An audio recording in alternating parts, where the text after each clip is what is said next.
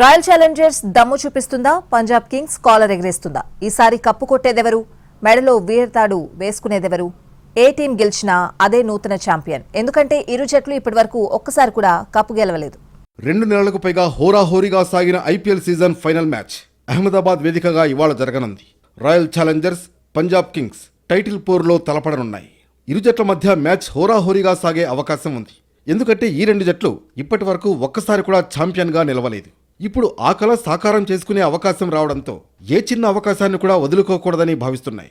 పైగా ఈ 2 టీంల మధ్య తొలి క్వాలిఫైయర్ జరగ్గా పంజాబ్ను ఆర్సీబీ చిత్తు చేసి ఫైనల్లో చేరింది. ఆ ఓటమికి ప్రతీకారం తీర్చుకుని టైటిల్ సాధించాలని పంజాబ్ ప్రణాళికలు రచిస్తోంది.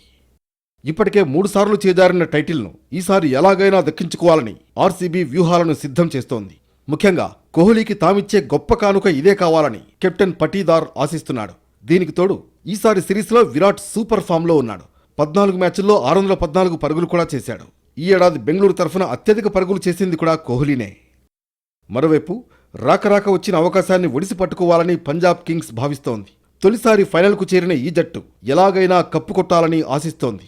జట్టులో కెప్టెన్ శ్రేయాస్ అయ్యర్ మంచి ఫామ్లో ఉండటం ఆ జట్టుకు కలిసొచ్చే అంశం.